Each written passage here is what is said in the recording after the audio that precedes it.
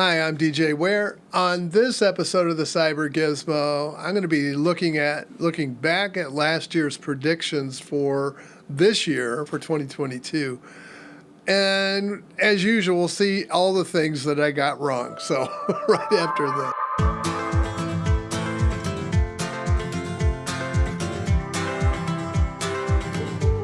Last year, I put together the predictions and I added a couple of topic areas. So I had my usual AMD, ARM, Intel, NVIDIA, but I also included software and I also included Linux for this as well. So let's take a look and see how well I did.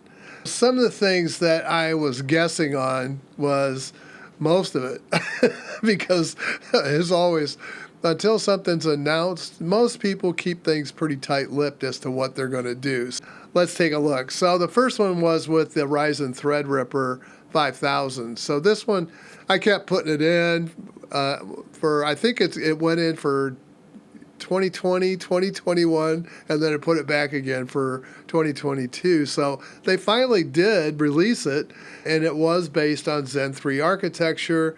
The release date was in obviously 2022. It was based on the Milan architecture. It is 7 nanometer FinFET, and I think I said 5 nanometers, so that was a complete miss.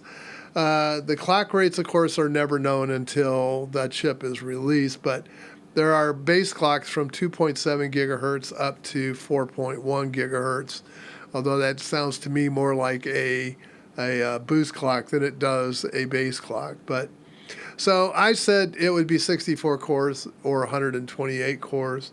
64 cores with 128 threads, and it was.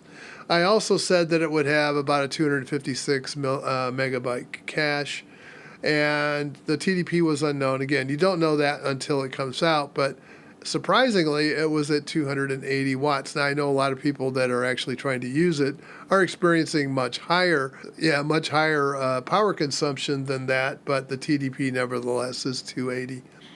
I said it would use DDR at 32 gigatransfers per second, and yes, that's exactly right. I said it would be PCIe 4 with 64 lanes. That was wrong. It is PCIe 4 with 128 lanes. Cost at the time was unknown, and now we know it's astronomical. The next one was in the Ryzen platform was Zen 3 Plus. Now, I said that it would be released early in 2022. Actually, I think it was a little bit delayed, but it did get released. I said it would be the 6000. No, it was the 5000 series in completing the Ryzen releases. So it is a 7 nanometer. It has 4 to 16 cores, has a TDP of 65 watts to 105 watts. It does use PCIe Gen 4. It does not use DDR5 memory. It uses DDR4, which I got wrong. So, and the last one was in the socket. I said it would be going to AM5, thinking that this would be the next one after, but AMD elected to go with AM4 for that platform. So I counted it as being close enough to say you didn't get that much wrong, but then Zen 4 came about in the fourth quarter. It actually released in the third. Again, I think that was because of pressure due to Intel's Rocket Lake announcement that they wanted to have their competitor in place before that released. I said it would be a 5 nanometer die, and it was. And I said it would be 4 to 16 cores, and it was. The TDP, I didn't know. It's 105 to 170 watt, depending upon which model you get. I said it would be PCIe 5 with 28 lanes, hoping that they would bump that a little, and they didn't. It's 24 lanes. DDR5 is the memory. I said it would be, and it was. And I said it would use the new chip socket, and it did. The server one was a complete miss because there was really not enough known about the Genoa series of AMD chips going into late 2021 last year when I made this. So the clock rates are between 2.7 and 4.1 gigahertz, the same as the Threadripper. The cores I thought would go up to 96, so they are 96 core. at present, so that is true. The caches were unknown, and they are never known, and they're never released until the chip comes out. And L1 is at 1 megabyte, L2 is at 16 megabyte, and L3 is at 64 megabyte. The TDP was unknown. It's 200 watts up to 360 watts. DDR memory is DDR5, 68 gigatransfers per 48. Excuse me. Let's not push it that fast. 48 gigatransfers per second. It is PCIe 5.0. And the socket, I said, would be TR5, which no, it's SP5 on the Milans. The Internet Connect is CXL 2.0, and the cost is astronomical. Again, ARM, what about them? So in the Neoverse, the strange thing is that Ampere, which is one of the server manufacturers of CPUs for ARM, they don't follow the spec at all. They just go off. They loosely take the ISA and then do whatever the heck they want to do with it. Why did I say this was such a miss? So there are a number of processor manufacturers that do follow the spec, but a lot of those didn't become known until late this year in November. So, yeah, that's primarily the reason is, again, you don't know what you don't know. So the ARM Ampere is loosely based on the N2 ISA, and I said it would be faster than the Intel and AMD claim. But it is a 5 nanometer die.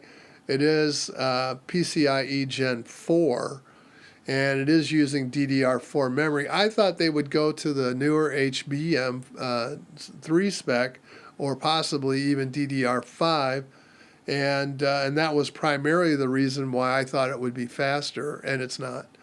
So, and I think it's because of the I/O transfer rates and also because of the memory transfer rates. Those can severely impact a chip's performance. 128 cores or plus, yes. The Ampere Max does do 128 cores. And cache was unknown at the time, but now we know L1 is 64 KB. We also know that L2 is 1 megabyte, and we also know that there is a shared cache of 16 megabyte because they have so many cores in that. What about Makalu? Makalu is the 64-bit only processor that's used in cell phones. Now, I said this would be present in the A78. It is, but it's also present in the Cortex A8 as well, or Cortex 8. So cores are unknown, TDP unknown. I said it would be 5 nanometer. It is. There are some, I don't know if there's any implementations on 4. Maybe there is. I just don't know of any. And then DDR5 is the memory choice. Raptor Lake came in actually third quarter of 2022 as the announcement. And, of course, they released it in October, which would have pushed it to fourth quarter. So, yeah, close enough. It is I thought it would be 7 nanometer, but most likely 10, and it is. It is 7 nanometer, by the way. The performance cores, I said, would be 8 performance cores and 16 efficient cores. And also the clock speeds run from 2.2 gigahertz up to 3. Those are base clocks. TDP is 125 watt up to 253 watt. And it is PCIe 5. I thought Thunderbolt 5 might go along with it. Usually, whenever the PCIe bus goes up in performance, so does Thunderbolt, and it didn't happen. They're still supporting the older Thunderbolt 4 on those with that chip. So I don't know what the plans are for Thunderbolt 5. I would have thought it would have released in order to keep pace with the amount of gigatransfers that PCIe 5 can do. But nope. DDR5 at 5300 megahertz, and then it would use Xe graphics, which is now known as ARC. The Xeon Sapphire is a 10 nanometer die. Got that one right.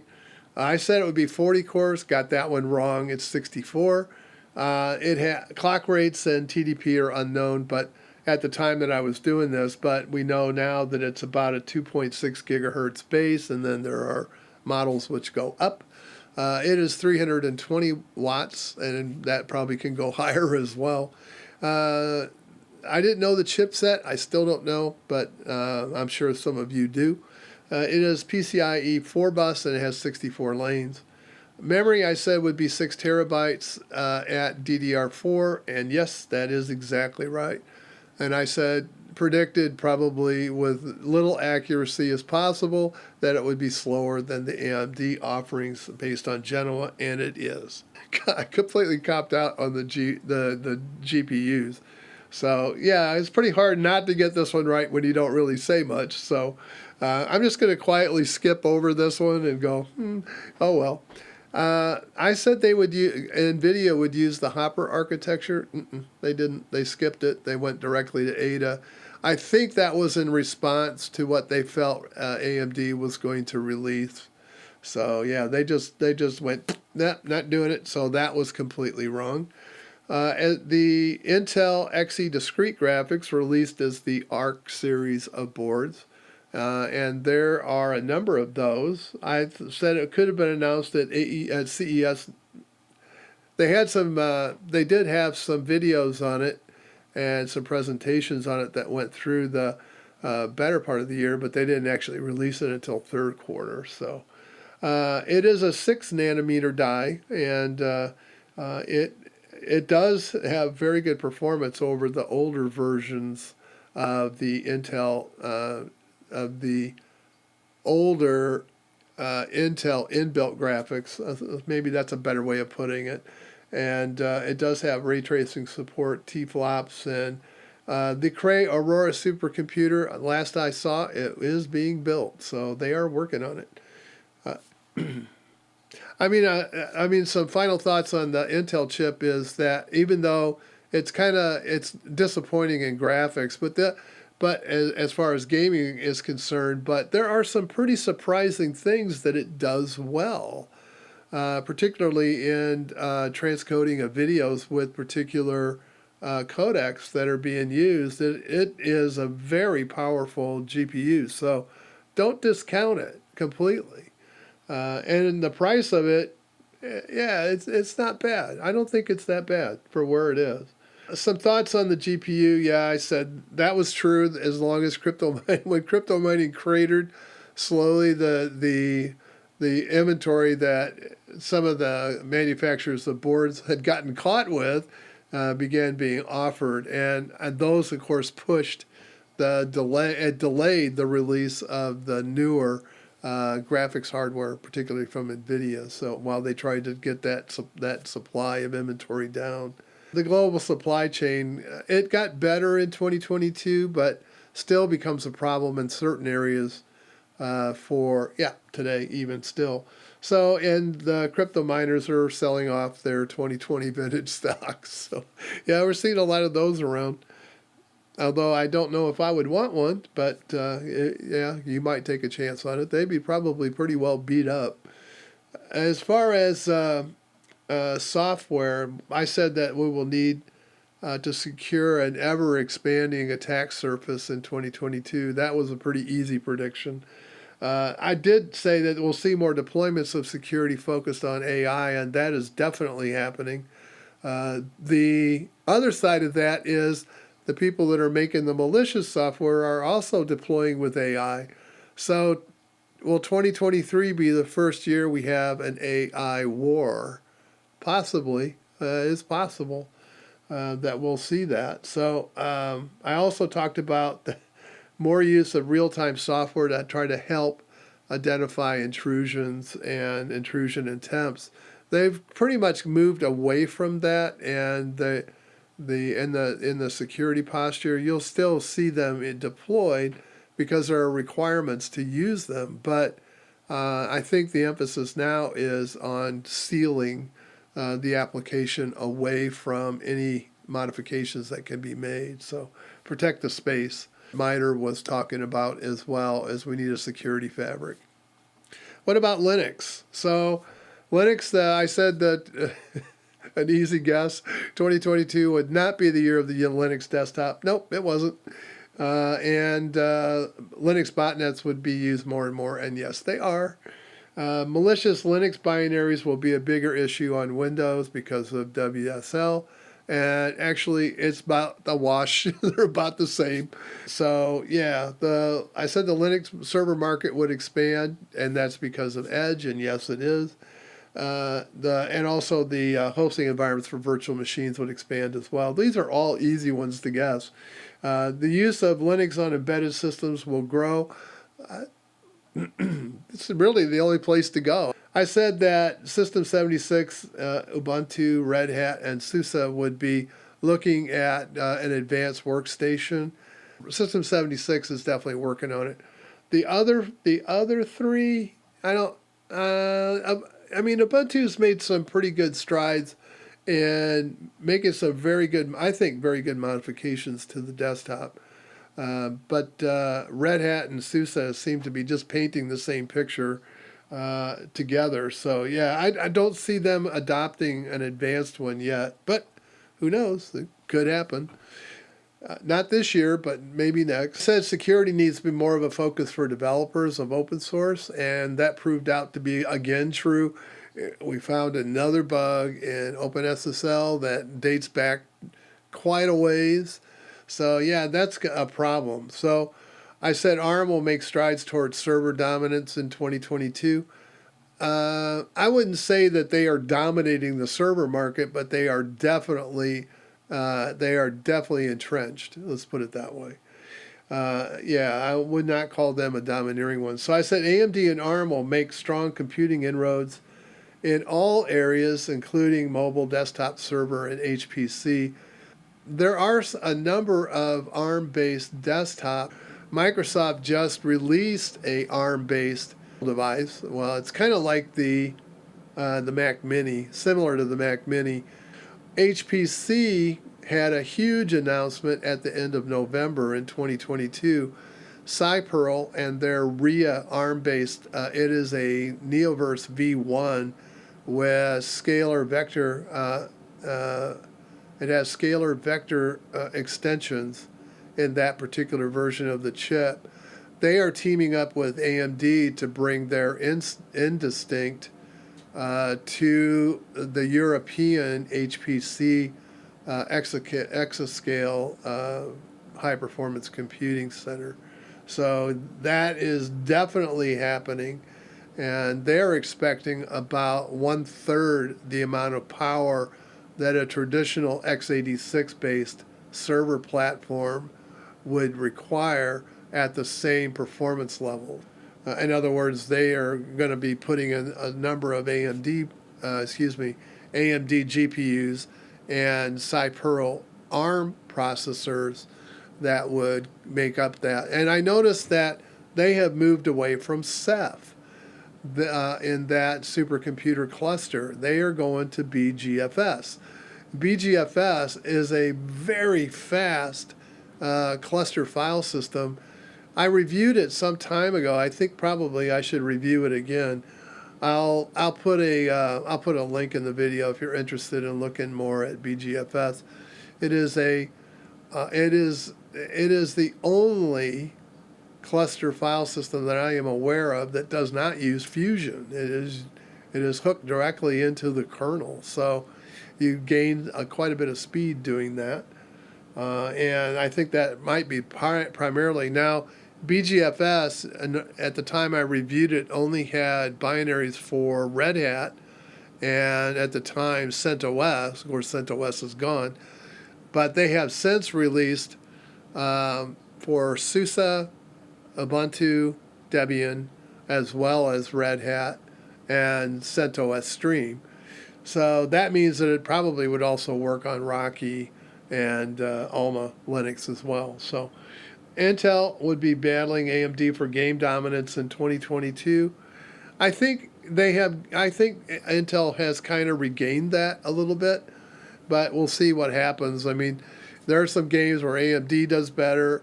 There's some games where Intel does better. So Intel still is uncompetitive in CPUs. Yep, and they will be for maybe another generation or so. But we'll see. Top IT issues, cross-cutting issues between security and privacy. That is still a problem. Open intellectual property movement, I said that there would be more questioning of who owns the open source. We've seen a number of companies that have taken open source projects and turned them into closed.